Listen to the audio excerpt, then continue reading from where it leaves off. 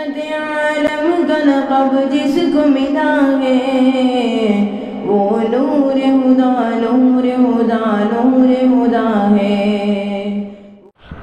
बिस्मिल्लाहिर्रहमानिर्रहीम बिस्मिल्लाह वल्हम्दुलिल्लाह वस्सलातु वस्सलामु अला रसूलिल्लाह अम्मा बाद। क़ाल अल्लाहु तबारक व तआला अऊज़ु बिल्लाहि मिनश शैतानिर रजीम बिस्मिल्लाहिर्रहमानिर्रहीम इन्ना फ़तहना लका फ़तहन मुबीना। वक़ाल नबी सल्लल्लाहु अलैहि वसल्लम नज़ल आदम बिल हिंद औ कमा क़ाल नबी सल्लल्लाहु अलैहि वसल्लम।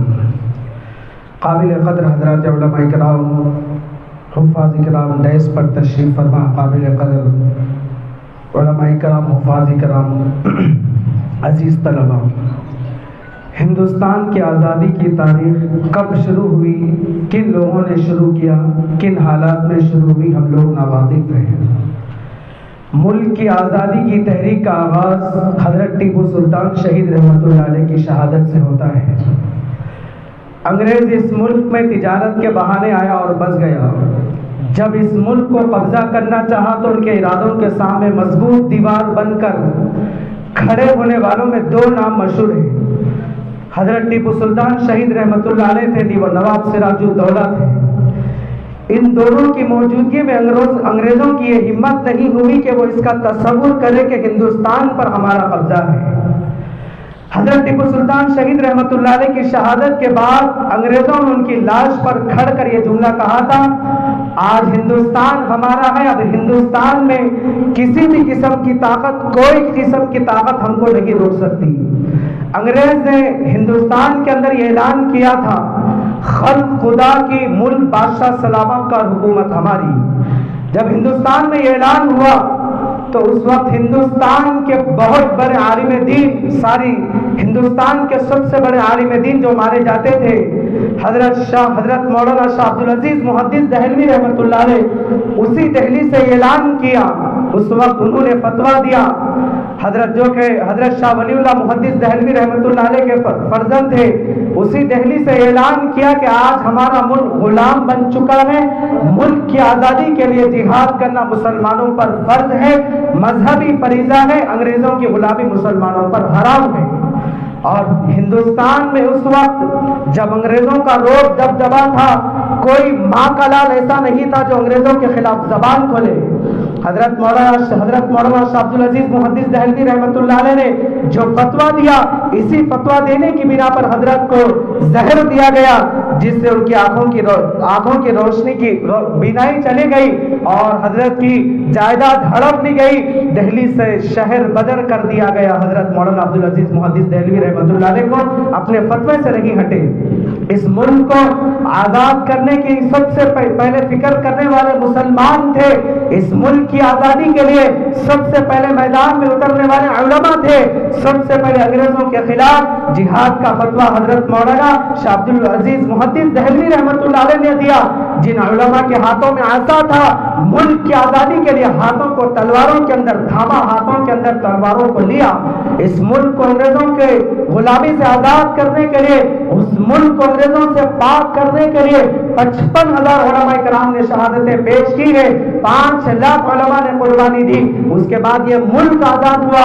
आज मुल्क में कुछ ऐसे लोग आ चुके हैं जो मुल्क के इत्तेहाद को, मुल्क के इत्तेफाक को, मुल्क के प्यार और मोहब्बत को, मुल्क के अमन और अमान को आग लगाना चाहते हैं। जबकि हिंदुस्तान को आजाद करने वाले उलमा थे, जबकि हिंदुस्तान को आजाद करने वाले यही टोपी वाले थे, जबकि यही उलमा इकराम थे। मुसलमानों ने आजाद किया है।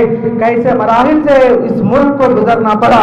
मुसलमान 3 चीजों का सौदा नहीं कर सकते।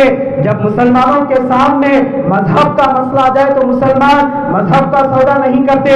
मुल्क का मसला आ जाए, धर्म का मसला आ जाए, मुल्क के संविधान का मसला आ जाए तो मुसलमान 3 चीजों का सौदा नहीं करते।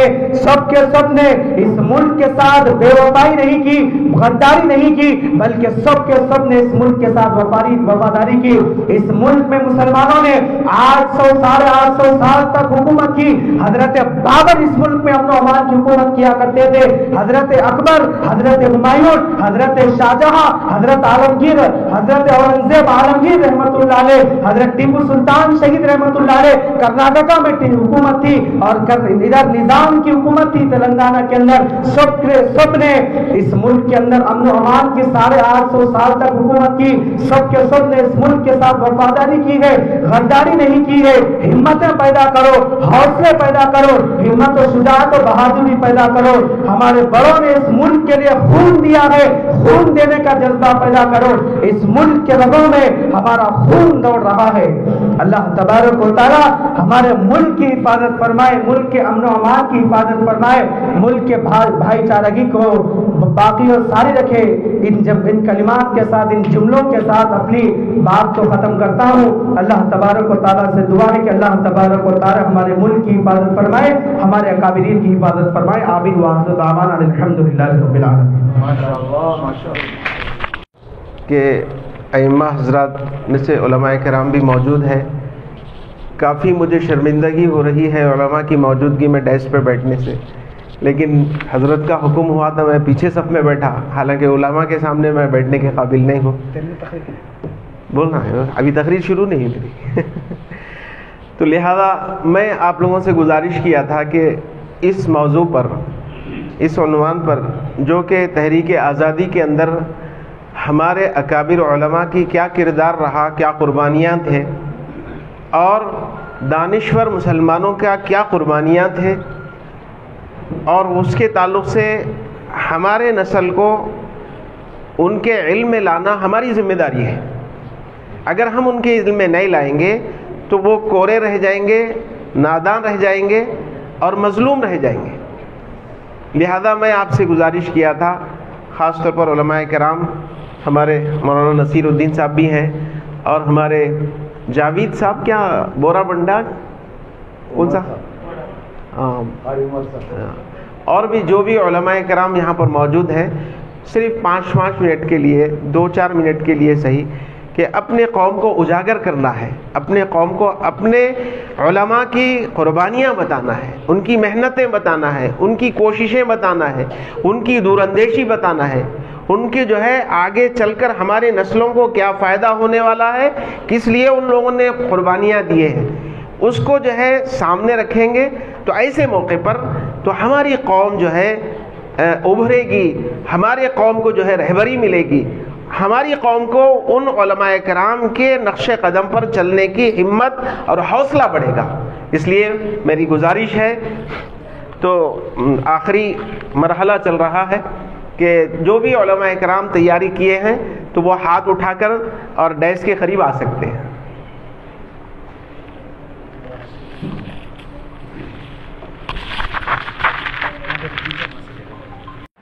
Management, wish you happy Independence Day, and my dear students, wish you happy Independence Day to all of you. सबसे पहले मैं एक स्टोरी बोलता हूँ आपको। పర్లేదు హిందీలో చెప్తా, అందరికి అర్థమవుతుంది।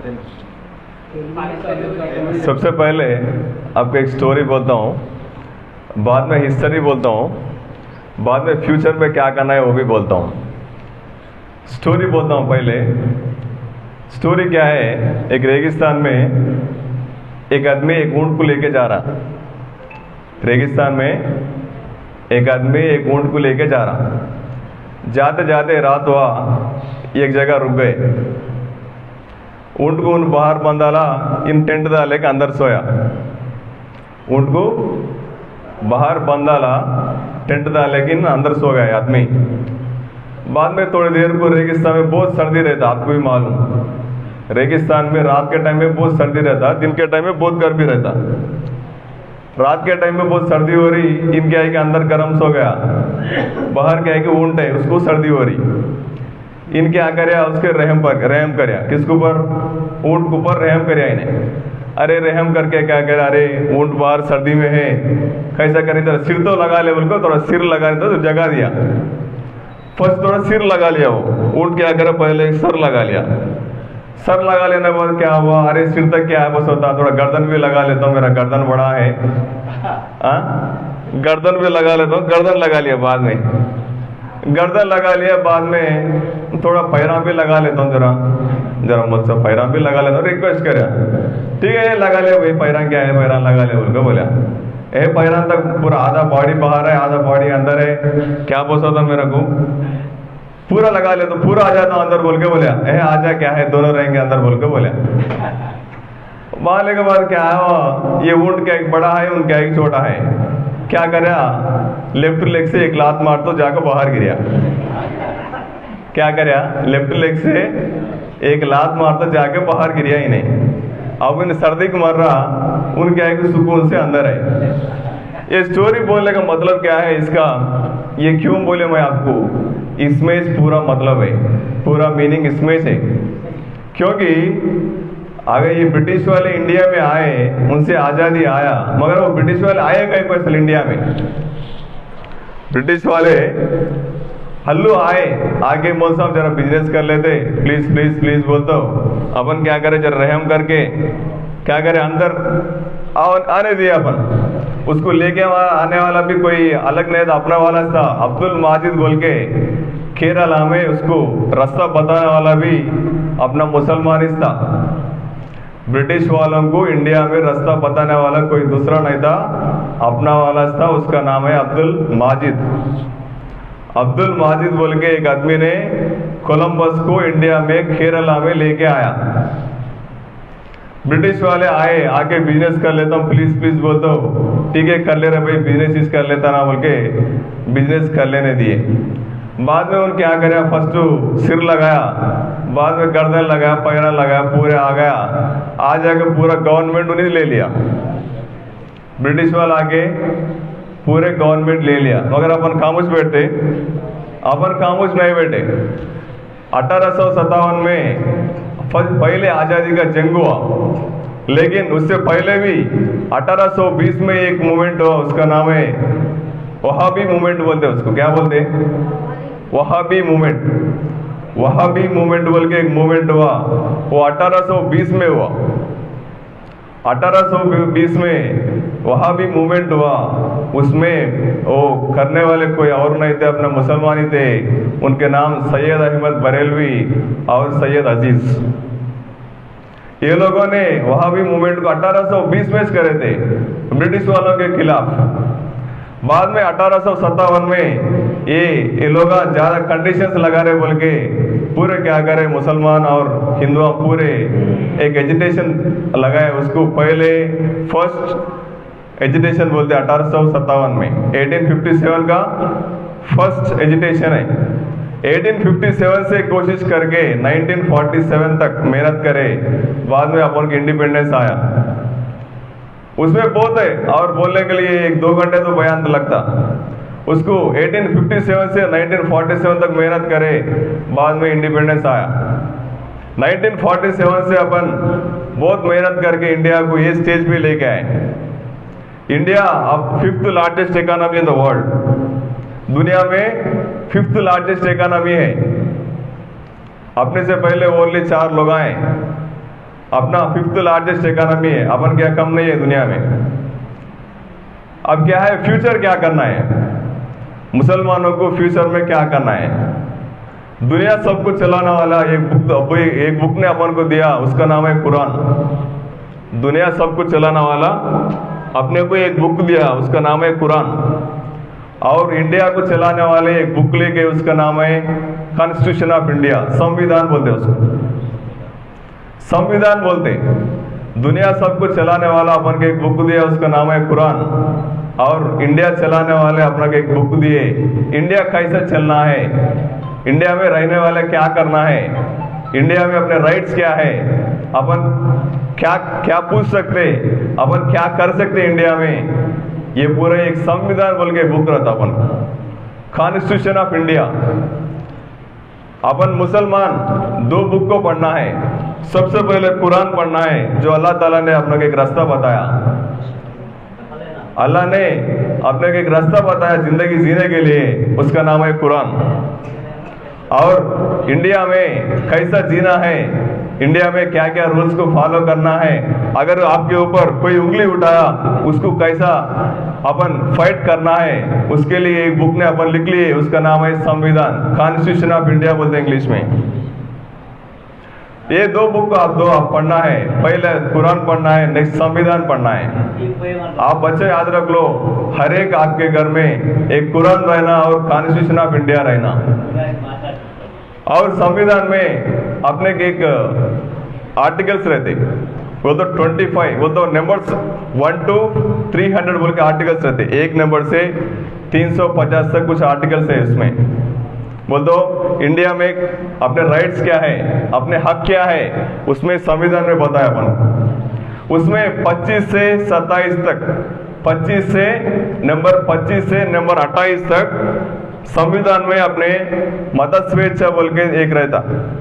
बोल दो मुसलमानों को और ये देश में रहने वालों को अगर आपके राइट्स क्या है बोल के एक रिलीजियस, वो तो मुसलमानों स्पेशली मुसलमानों के लिए 25 से 28 तक नंबर्स रहते। उसमें साफ सीधा बताया गया कि तुम्हें अगर मुसलमान भी हो, हिंदू भी हो, ईसाई भी हो, आपके राइट्स आपको है, कोई आपको नहीं छेड़ सकता, कोई आपको नहीं छेड़ सकता। अगर आप छेड़े तो आपको कोर्ट को जा सकते, आपके पास पूरे हक है, ये हक आपको देता संविधान। इसलिए मैं बोल रहा हूँ बच्चों, आपके घर में कुरान रहना और संविधान रहना, कुरान को पढ़ना है और उसका मानी को समझना है। खाली कुरान पढ़े चले गए नहीं, कुरान का मानी भी समझना है। अल्लाह ने आपको एक बुक दिया है, उसका नाम कुरान, मगर कुरान में क्या है आपको नहीं मालूम, खाली पढ़ने से गए, खाली याद करे, उसका क्या फायदा? हाँ फायदा है, आपको दिल में बिठा रहे उसको, और उसके साथ साथ उसका मीनिंग भी मालूम करना है। अल्लाह ताला आपसे क्या बोल रहे, अल्लाह ताला आपसे क्या बोल रहे? खाली हाफिज बनना नहीं, आप आलिम भी बनना, मालूम करना है अल्लाह ने आपसे क्या बोल रहे। उसके साथ साथ इस देश में रहने के लिए, आपके हक को पहचानने के लिए संविधान को भी पढ़ना है। आपके राइट्स क्या है इस देश में, आपके राइट्स क्या है इस देश में। इसलिए इंशाल्लाह हम भी इस मदरसा में वो कॉन्स्टिट्यूशन का बुक रखेंगे इंशाल्लाह। और आप कुरान पढ़ रहे हैं, इसके साथ साथ संविधान भी पढ़िए, इंशाल्लाह हम भी उसका मदद करेंगे।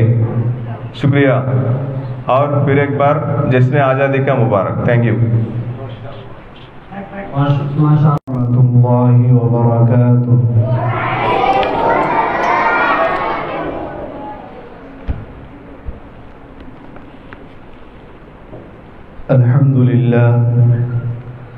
अल्हम्दुलिल्लाह वहदा वस्सलातु वस्सलामु अला मन ला नबिय्य बअदा वक़ाल अल्लाहु तआला फ़िल क़ुरआनिल मजीद वल फ़ुरक़ानिल हमीद फ़अऊज़ु बिल्लाहि मिनश शैतानिर रजीम बिस्मिल्लाहिर रहमानिर रहीम इन्नमा यख़्शल्लाह मिन इबादिहिल उलमा सदक़ल्लाहुल अज़ीम। मोहतरम भाइयों और बुज़ुर्गों और स्टेज पर मेहमानान किराम और अज़ीज़ तलबाए किराम, आप सबको यौम आज़ादी की पुरखुलूस मुबारकबाद पेश करता हूँ। अज़ीज़ान गिरामी, यूँ तो बातिल फ़िरक़ा परस्तों की तरफ से बराबर तूफ़ान आता रहा, फितना व फसाद का सैलाब आता रहा, मगर हक़ परस्तों की जाबाज कौम ने इन बातिल ताकतों का रुख हमेशा के लिए दुश्मनों की तरफ मोड़ दिया। जो आज आलमी पैमाने पर मुसलमानों के ख़िलाफ़ साजिश हो रही है, इस्लाम के ख़िलाफ़ तहरीकें चल रही है, हर मुल्क में मुसलमानों पर जुल्म व सितम का निशाना बनाया जा रहा है। ये टकराव हमेशा होता रहेगा, क्योंकि हक़ व बातिल का मारिका है, नूर व ज़ुल्मत का मारिका है, तौहीद व शिर्क का मारिका है, जो ता क़यामत जारी रहेगा। जबकि हिंदुस्तान के गोशे गोशे और खित्ते खित्ते में मुख्तलिफ तंजीमों, इदारों, स्कूलों, कॉलेजों और मदरसों में गैर मामूली धूमधाम से जो आज़ादी का जश्न मनाया जा रहा है, गुलाम हिंदुस्तान की दास्तान और आज़ाद हिंदुस्तान की कहानी सुनाई जा रही है। मुजाहिदीन आज़ादी को खिराज अक़ीदत पेश किया जा रहा है। भाइयों, ऐसे वक्त में एक तरफ हमारे असलाफ की कुर्बानियाँ याद आती है तो हाथ दुआएं मग़फ़िरत के लिए खुद ब खुद उड़ जाती हैं, और दूसरी तरफ हिंदुस्तान के जो जुल्म व सितम के रुदात चल रही है, जब इसका तज़किरा मुसलमानों पर जब सामने आता है तो खून के आंसू निकल पड़ते हैं और दिल से एक ऐसी आह निकलती है कि अगर हमारे असलाफ व अकाबिर को इसका तसव्वुर होता तो खुदा की कसम इस मुल्क को अंग्रेज़ों के गुलामी से छुड़ाने और आज़ाद करने में इतनी बड़ी कुर्बानियाँ न देते। जिन मुसलमानों ने तहरीक आज़ादी में अपने लहू से मादरे वतन की प्यास बुझाई है और फांसी के फंदों पर आज़ादी का नारा बुलंद किया है और हिंदुस्तान के अंदर इत्तेहाद व इत्तेफाक का चमन लगाया है, आज उन्हें गद्दार कहा जा रहा है, देश का दुश्मन कहा जा रहा है, देश का दुश्मन बताया जा रहा है। भाइयों, उन्हें मैं कह देना चाहता हूँ, जिस हिंदुस्तान की आज़ादी के लिए बालाकोट की पहाड़ी पर हज़रत सैयद अहमद शहीद रहमतुल्लाहि अलैह और हज़रत शाह इस्माइल शहीद रहमतुल्लाहि अलैह अपनी जान दी है, उन्हें क्या मालूम कि जिस हिंदुस्तान की आज़ादी के लिए उलमाए देवबंद तोपों का निशाना बने हैं, उन्हें क्या मालूम जिस हिंदुस्तान की आज़ादी के लिए शेखुल हिंद रहमतुल्लाहि अलैह और शेखुल इस्लाम काला पानी गए हैं, उन्हें क्या मालूम जिस हिंदुस्तान की आज़ादी के लिए 51,000 उलमाए किराम को जला दिया गया है। लेकिन आज इसके बावजूद हिंदुस्तान के अंदर मुसलमानों पर जुल्म सितम के पहाड़ तोड़े जा रहे हैं और उनके हुकूक से महरूम किया जा रहा है। आज उन्हें उनके हुकूक से महरूम किया जा रहा है। मैं बता देना चाहता हूँ साफ साफ अंदाज में, इस हिंदुस्तान के गोशे, इस हिंदुस्तान के चप्पे चप्पे पर मुसलमानों के पेशानियों के निशानात हैं, यहाँ के चप्पे चप्पे पर हमारे कदमों के छाप हैं।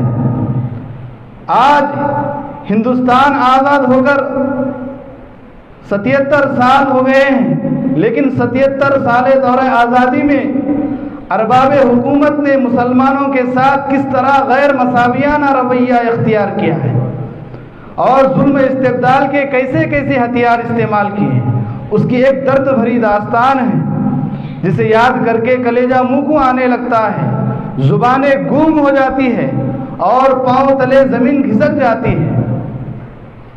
एक ऐसी आज़ादी है, मुसलमानों के जान और माल तक महफूज नहीं, हमारी आबादियों को खंडरात में तब्दील किया जा रहा है।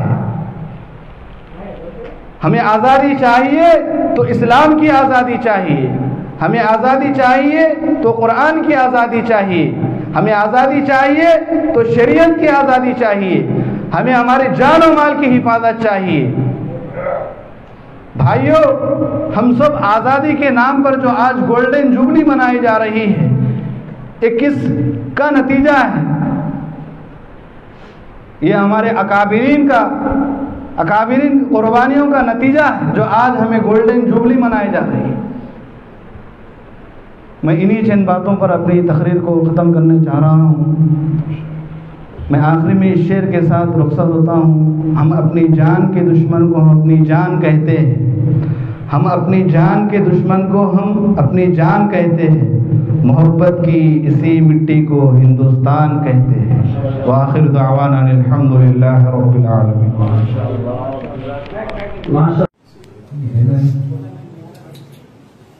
अस्सलामु अलैकुम व रहमतुल्लाह। रहमतुल्लाहि व बरकातुहू।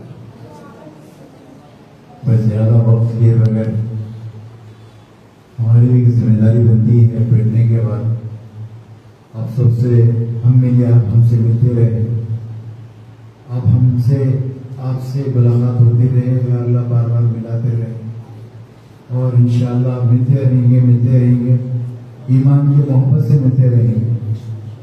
ना आप दे सकते, मैं दे सकता, देने वाले से अल्लाह ही देने वाला है। मेरे भाइयों दोस्तों, जब से आप हमारे नौजवान उलमा का फिक्र अंगेज अच्छी जो है ख्यालात उनके सामने आपके सामने आए, वाकई नौजवान आदमी की हिम्मत अफजाई इस्लाम के लिए ताकत है। अब तो बूढ़े हो गए, कब हमारा वक्त है, कब हमारा बुलावा जाए बोलने से। अब तो जिम्मेदारी ये नौजवानों के कंधों पे रखी गई है, आगे चल के इस्लाम की खिदमत करना, मदरसों की खिदमत करना, दीन की खिदमत करना, इन पे एक अल्लाह ने बड़ा बोझ रख दिया। हम जो भी करें रहेंगे अल्लाह को मारो, अगर नहीं करें तो तौबा कर लें, अल्लाह के हमसे राजी हो जाए हमारे अमल से। मेरे भाइयों दोस्तों, ये ट्रस्ट का जो है मकसद क्या है? कौन से ट्रस्ट में आप लोग दाखिल हैं? भाई नाम तो बोलो। बच्चे बोल रहे, बूढ़े लोग कोई नहीं बोल रहे, सो रहे हैं। मौलाना साहब అనుకుంటున్నాయి వచ్చినావు వరుకుతున్నావు सब नहीं पढ़ता। फलाट ट्रस्ट में है हम लोग। फलाट ट्रस्ट का मकसद क्या है भाई? गांव के मस्जिदों में अजान होना और बच्चे पढ़ना, कुछ ना कुछ वहां चिराग दीन का जलना। हमारे बचपन में तो मस्जिदा में रहे थे, आशुर खाने थे। अब आप लोग का दौर देखे माशाल्लाह, मस्जिदें अल्लाह बना दी। वो दौर में हम देख और इंशाल्लाह देखते रहेंगे। तो हमारा काम क्या है भाई? अजान देना, चाहे बारिश पड़ो या कुछ भी पड़ो, जाके अजान देना। शैतान से मुलू कटे लेके छुपाते रहता, मारा पड़ते नहीं बोलता, मैं मुसलमान को बोल के बोलते रहता, शैतान बोलता और दिमाग को भी डग मारते रहता। वर्षन पुरुष से बोलता है ऐसा नहीं। मैं इंशाल्लाह अल्लाह के घर को जाऊंगा, अल्लाहु अकबर बोलूंगा, अल्लाह बड़ा है। अशहदु अल्ला इलाहा इल्लल्लाह, अशहदु अन्ना मुहम्मदर रसूलुल्लाह, हय्या अलस सलाह, हय्या अलल फलाह, अल्लाहु अकबर, अल्लाहु ला इलाहा इल्लल्लाह। बोलेंगे इंशाल्लाह। नामकरण के मोहताज, ना मैं के मोहताज, किसी के मोहताज नहीं, अल्लाह के हुक्म के मुताबिक। अल्लाह हमारे को जिंदगी दिया, सांस दिया, अल्लाह हमसे काम ले रहा, अल्लाह के पास बुलंद करे। एक गांव की रिपोर्ट मेरे पास आई, ये इलाके के नहीं है, कोई दूसरे इलाके से जमात आई थी मस्जिद खादिया सरोबाग में, मस्जिद हसन सरोबाग में।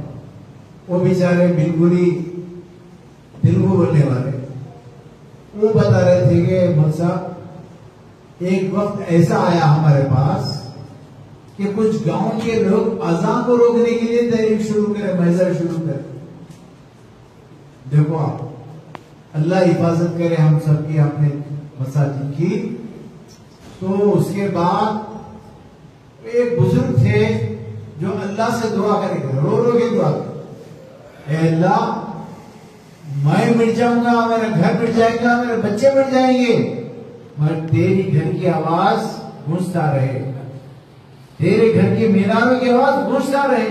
ये मैं देखना चाहता हूं मेरी जिंदगी में ऐसे मरने ना बता। अल्लाह बोले दुआ करें, वो अल्लाह ताला दुआ सुनते हैं। देखो आप, मायूस नहीं होना।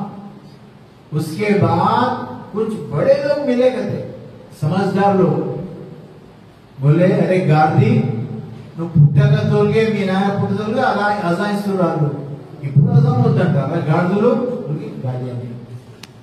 మీరు పుట్టలేకపో, మీరు తాత కంటే వాళ్ళు అజాయిస్తున్నారు, కొత్తగా ఇస్తున్నారు ఆయన గాలి. మీకు తెలిసి అర్థమైంది అజాం ఏమున్నదిరా? నీ అయ్య తింటురా, మీ మామ తింటురా, నీ దోసుకుంటురా, ఏం తింటురా అంటే అజాన్ ముందే ఉంది. तो बुला के पूछे कहते मौलाना साहब से, जरा समझदार थे, अल्लाह अकबर क्या मतलब? अल्लाह बड़ा है, देव उकड़े और वाट फिरता गिरे मैं मुक्का रहा मुंडी राय अशहदु अल्ला इलाहा इल्लल्लाह, मैं गवाही देता हूं कि शहादत देता हूं अल्लाह है, अशहदु अन्ना मुहम्मद रसूलुल्लाह, अल्लाह के नबी हजरत सल्लल्लाहु अलैहि वसल्लम, हय्या अलस सलाह, आओ नमाज की तरफ, हय्या अलल फलाह, कामयाबी की तरफ, अल्लाहु अकबर। ये अल्फाज है, इसमें क्या है रे गधे, तू समझ में, मैं उर्दू को बोलूं तेलुगु में सुना दे, इसमें है क्या? तो सब फाइल हो। तो आप लोग भी अजान के मतलब को समझिए और अजान का मकसद समझाइए, अपने हिंदू भाई को भी समझाइए, मौका पीछे मत रहिए, कोई पूछ सकता हिंदू का रसूल है, हिंदू को रसूल है, देन क्या ये वो उससे लड़ नहीं, अल्लाह का हुक्म है। किसका हुक्म है भाई? अल्लाह का हुक्म है। हमारे अल्लाह के नबी सल्लल्लाहु अलैहि वसल्लम फरमाया 5 वक्त की नमाज के लिए अजान दो। अजान किस लिए देते भाई? किस लिए देते अजान? बोलो, नमाज के लिए और आने की।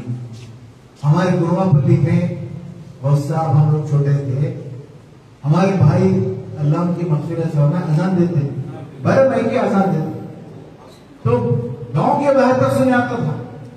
जिस दिन अजान नहीं दिए हिंदू पूछते थे, यार दूसरे का अजान ये इनको ये समझ ये मरी बोल के ऐसा पूछते थे, अजान खा वाला ना हो लिया बोल के ऐसे ख्वाहिश करते थे।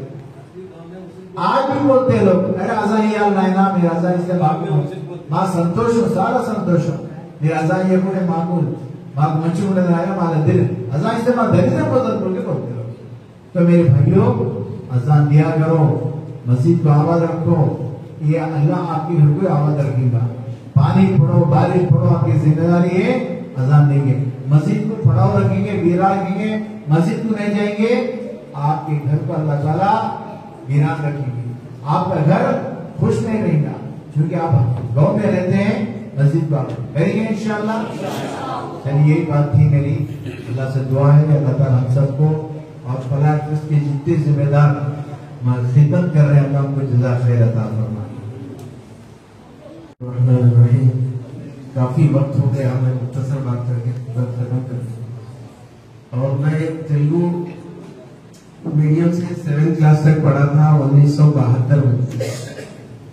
मेरा मीडियम तेलुगु है, लेकिन तेलुगु बोलने नहीं आता। अब हाफिज साहब बोले तेलुगु में बोलो, डर हो रहा तेलुगु में कैसा होगा।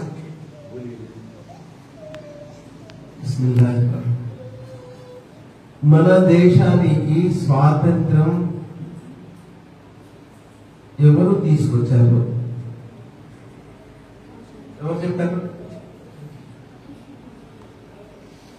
हमारे मुल्क को आजाद किसने किया? सवाल बोलो तो सही। अरे ये घर किसका? बोले तो बोलते ना मेरा है, मेरे दादा का है। अरे ये मुल्क को आजाद किसने किया? ఈ దేశాన్ని స్వాతంత్రం తీసుకువచ్చిన స్వాతంత్ర సమర యోధులలో ముందుండి నడిపించిన వాడు ఎవరు? మహాత్మా ఎవరు చెప్పండి? ఇంతవరకే మనకు తెలుసు, కానీ చరిత్రలో मुल्क की आजादी में उलमा की किरदार, जमीयत उलमाए हिंद के जानिब से एक किताबचा छपा हुआ है, उसके अंदर मैंने पढ़ा स्वातंत्र्य समर योधुल्లలో ముస్లిం పండితుల యొక్క త్యాగాలు అనే పుస్తకం జమియత్ ఉలమాए हिंद యొక్క సంస్థ ద్వారా అది ప్రచురింపబడింది. అందులో ఏముందంటే 1799లో మైసూర్ టీపు సుల్తాన్ షహీద్ రహమతుల్లాహి అలైహి ఆయనను వధించిన తర్వాత ఆంగ్లేయులు దేశాన్ని వశపరుచుకున్న తర్వాత 1803లో मौलाना अब्दुल अजीज शहीद मौलाना अब्दुल अजीज दहलवी रहमతుల్లాహి అలైహి ఆయన ఒక ఫత్వా జారీ చేశారు. ఆంగ్లేయులతోనే మీరు పోరాడండి, పోరాడి మీరు ప్రాణాన్ని త్యాగం చేసినా కానీ మీకు షహీద్ అనే మర్తబా దొరుకుతుంది అని డిసిషన్ ఇచ్చింది. ఎప్పుడు 1803. 1820లో కొన్ని చాలా మన ముస్లిం ఉలమాలు ముస్లిం యొక్క మేధావులు కలిసి ఎన్నో ఉద్యమాలు చేసింది. రేష్మి రుమాల్ తహరీక్ అని షామ్లీ మైదాన్లో మౌలానా అహ్మద్ షహీద్ రహమతుల్లాహి అలైహి, మౌలానా ఇస్మాయిల్ షహీద్ రహమతుల్లాహి అలైహి, ఎంతో మంది గొప్ప గొప్ప మేధావులు అందరూ కలిసి ఈ బ్రిటిష్ ఆంగ్లేయులతోని పోరాడి. అప్పుడు ఏ హిందువు లేడు అక్కడ, ఓన్లీ ముస్లిమ్స్. 1857లో సైనికుల తిరుగుబాటు అయినప్పుడు అప్పుడు కూడా ఎక్కువ శాతం ముస్లింల పాత్ర. ఈ రోజైనా కానీ మీరు ఢిల్లీలో గేట్ ఆఫ్ ఇండియా మీద స్వాతంత్ర సమర యోధుల పేరు రాయబడింది. అందులో ఎంతమంది ఉన్నాయి ఎవరు చెప్పగలుగుతారు? సుమారు 90,000 పైన ఉంది. ఎన్ని? అందులో ముస్లింలు ఎంతమంది? 60,000 పైన ముస్లింల పేర్లు ఉన్నాయి. అంటే స్వాతంత్ర సమర యోధుల స్వాతంత్ర సమరంలో ముస్లింల యొక్క శాతం ఎంత, ముస్లింల త్యాగం ఎంత, ముస్లింల ప్రజల యొక్క శాతం ఎంత, వాళ్ళ యొక్క త్యాగంలో శాతం ఎంత?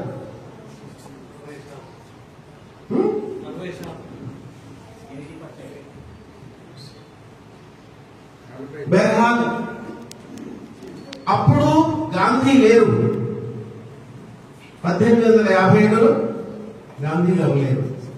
అయితే గాంధీని మన ఈ స్వాతంత్ర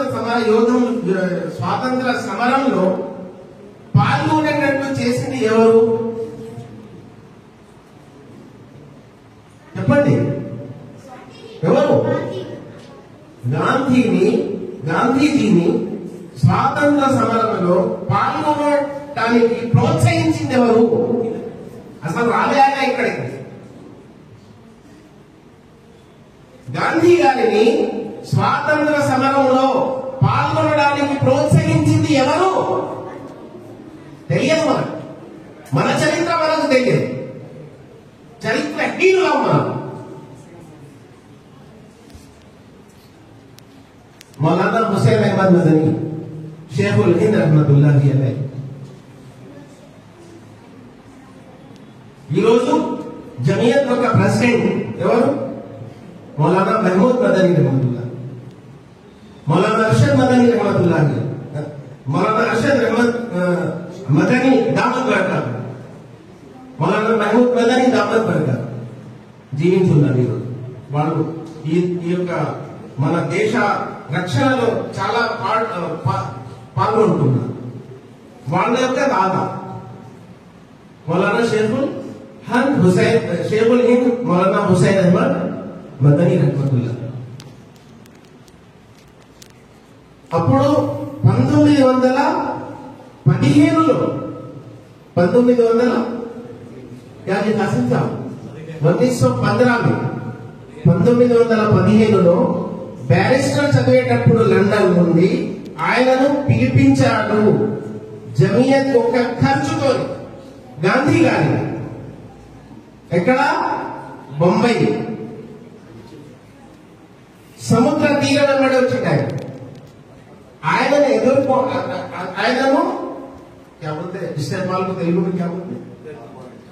ఆహ్వానించడానికి జమియత్ యొక్క బృందం అక్కడికి పోయి ఆ సముద్రపు రేవు పక్కల ఉండి ఆయన ఆహ్వానించి మన దేశానికి వచ్చిన తర్వాత మన దేశ చుట్టూ మొత్తం తిప్పి మన యొక్క బానిసత్వాన్ని ఆయనకు చూపించారు. ఇది ఎవరి ఖర్చుతోనేది? గాంధీ గారి ఖర్చుతోని కాలేదు, జమియత్ వాళ్ళ చందా పైసలకు. 1915లో గాంధీ గారు ఈ యొక్క స్వాతంత్ర సమరంలో పాల్గొన్నారు.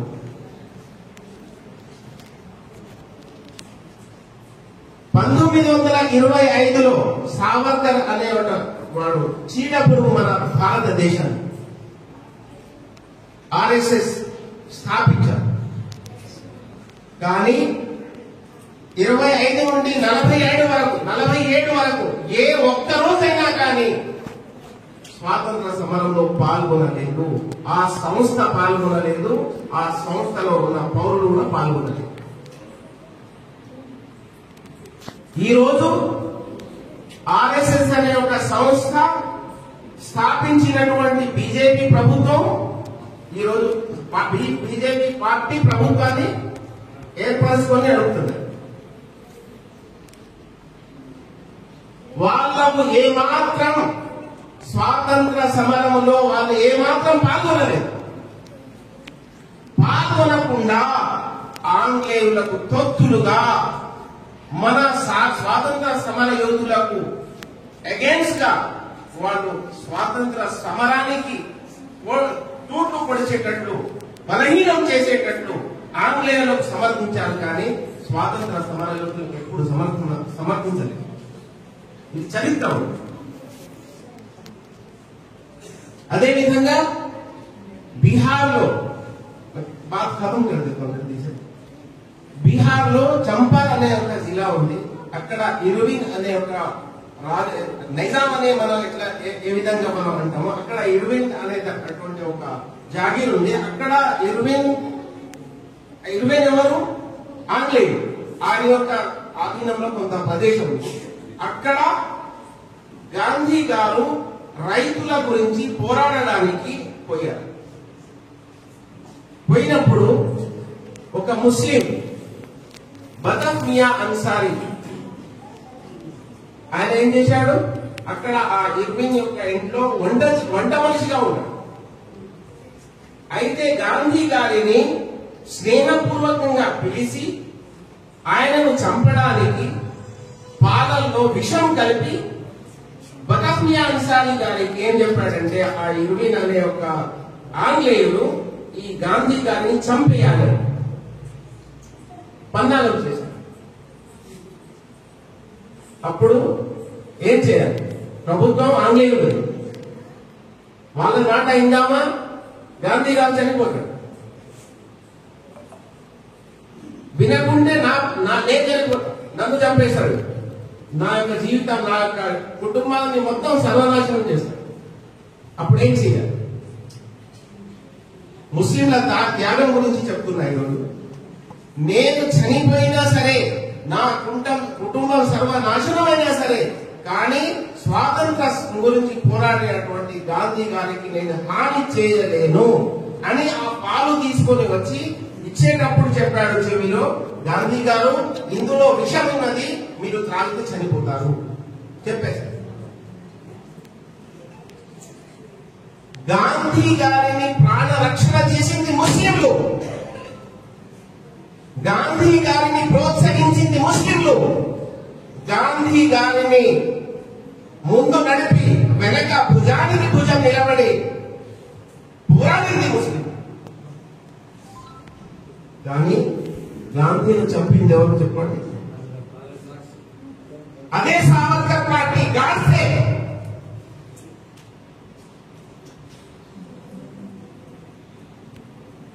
అయితే మనము మన యొక్క శాతం ఎంత, మన త్యాగం ఎంత మనకు తెలియదు. మన పెద్దల యొక్క త్యాగం ఏంటి, వాళ్ళు ఏ త్యాగం చేసి ఈ దేశం గురించి. సుమారు చరిత్రలో ఉంది 50,000 మత పండితులు ఉలమాలు ప్రాణత్యాగం చేశారు ఈ దేశం స్వాతంత్రం గురించి. ఎంతమంది? మన ముఫ్తీ సాబ్ ఉన్నాడు, మౌలానా షరీఫ్ సాబ్ ఉన్నాడు, నసీర్ సాబ్ ఉన్నాడు. ఇటువంటి ఉలమాలు ఎంతమంది? సుమారు 50,000 మంది. ఈ దేశం స్వాతంత్రం సంపాదించాలి, ఈ బానిసత్వం నుండి విముక్తి పొందాలని త్యాగం చేసిన వాళ్ళు ఎంతమంది ఉలమాలు? సుమారు 50,000 మంది. నీలాంటి నాలాంటి ముస్లిం ఎంతమంది? 5 లక్షల మంది ప్రాణత్యాగం చేశారు. ఒక మనిషిని తీసుకురామనండి ఆర్ఎస్లో నుండి ప్రాణం చేసిన వాళ్ళు, త్యాగం చేసిన వాళ్ళు లేరు. ఇది బిఆర్ అంబేద్కర్ గారి యొక్క దయాహృదయంతో వాళ్ళకి ఇచ్చిన ఏంటంటే భిక్ష.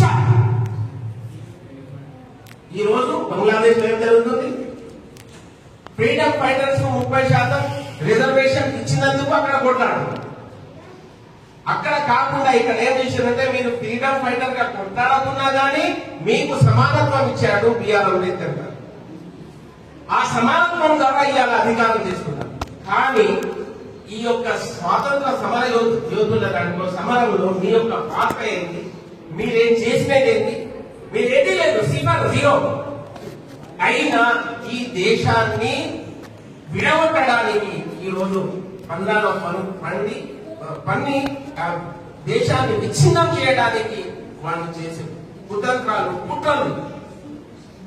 ఆ రోజులలో మన పెద్దలు ఈ దేశాన్ని స్వాతంత్రం సంపాదించడానికి, బానిస సంఖ్యల నుంచి విముక్తి చేయడానికి పోరాడారు. కానీ ఈ రోజు ఈ దేశాన్ని, ఈ దేశ స్వాతంత్రాన్ని రక్షించుకోవడానికి, ఈ దేశాన్ని అభివృద్ధి చేయడానికి మనం కంకణం కట్టుకోవాలి. మనం ఏం చేయాలి? ఈ దేశ సంక్షేమం గురించి, దేశ స్వాతంత్ర రక్షణ గురించి, దేశ అభివృద్ధి గురించి, దేశంలో భాయిచారా అనే ప్రేమ అనే హిందూ, ముస్లిం, సిక్, ఇసాయి అనే ప్రేమానురాగాలతోని అందరం కలిసి ఐకమత్యంగా ఉండడానికి మనం నడుమించాలి. డివైడ్ పాలసీ వాళ్ళు చేస్తున్నారు.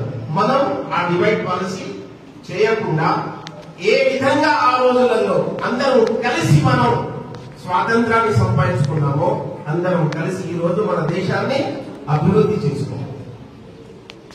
రెండవది మన ముఫ్తీ గారు చెప్పారు, ముఫ్తీ షరీఫుల్ ఇస్లాం, చాలా విలువైన మాట. ఆ రోజుల్లో ఆంగ్లేయులు ఏం చేశారంటే ఈ దేశ సంపదలను దోచుకొని బ్రిటిష్ తీసుకెళ్లారు. దేశ సంపదలను దోచుకున్నారు, బ్రిటిష్ తీసుకోవాలి. కానీ ఈరోజు మన దేశాన్ని విచ్ఛిన్నం చేసే శక్తులు మన ఈమాన్ను దోచుకోవడానికి ప్రయత్నం చేస్తున్నారు. దేశ సంపదను దోచుకున్నారు ఎవరు? బ్రిటిష్ వాళ్ళు. ఈ రోజు దేశాన్ని నష్టపరిచే కొన్ని శక్తులు ఏం చేస్తున్నాయంటే ముస్లింల యొక్క ఈమాన్ని దోచుకోవడానికి ప్రయత్నిస్తున్నాయి. ఇటువంటి తరుణంలో అల్లా దయ వల్ల మనకు మకాదిర్లు ఉన్నాయి. మకాదిర్లలో మన పిల్లలకు ఈమాన్ నేర్పాలి. ఏం నేర్పాలి? అల్లా అంటే ఎవరు, రసూల్ అంటే ఎవరు, ఆఖిరత్ అంటే ఏంటి, ఆఖిరత్ అంటే ఏంటి, స్వర్గం ఏంటి, నరకం ఏంటి, ఇవన్నీ విషయాలు మనం 1 గంట సేపు, అర్ధగంట అయినా కానీ మన పిల్లలకు నేర్పకుంటే 8 గంటలు మొత్తం కుఫ్రు నేర్పుతున్నారు. అక్కడ ఇస్లాం నుండి చేతులు కడుక్కోవాల్సి వస్తుంది. మనం ఈ రోజు మనం మేల్కొనకం.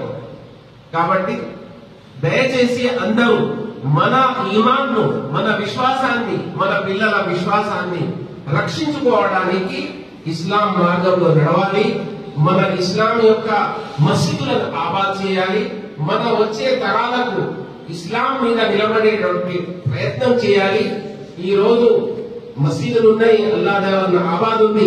దీన్ని మనం పోయినా కానీ మన పిల్లల్ని కూడా మసీదులో ఆబాద్ చేసేటువంటి ప్రయత్నం చేసి వాళ్లకు ఇస్లాం విద్య నేర్పే ప్రయత్నం చేయాలని మనవి చేసుకుంటూ నేను సెలవు తీసుకుంటాను. అల్లా అందరికీ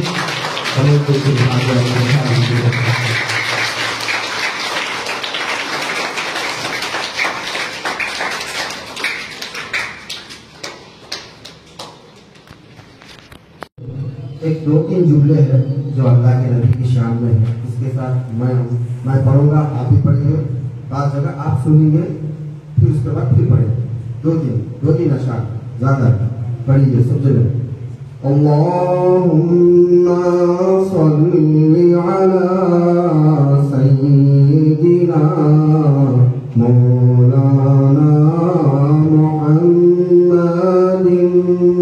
पढ़िए आप लोग।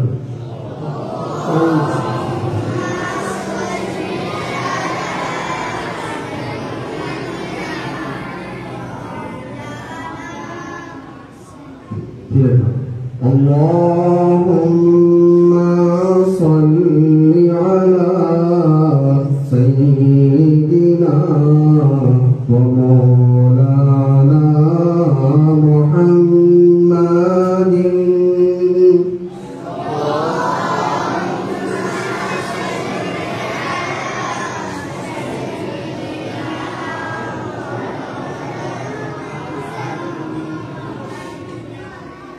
यहाँ पढ़ना है, खाली सुनिए। सारी दुनिया का रहबर, सारी दुनिया का रहबर मदीने में है। सारी दुनिया का रहबर मदीने में है। सारे नबियों का अफसर मदीने में है। सारे नबियों का अफसर मदीने में है। एप्लीकेशन गुनाहगार भेजे न क्यों, क्योंकि भाई सबको अपने अल्लाह के नबी के पास जरूर भेजना। एप्लीकेशन गुनाहगार भेजे न क्यों, बख्शवाने का दफ्तर मदीने में है। अल्लाहुम्मा सल्ली अला सय्यिदिना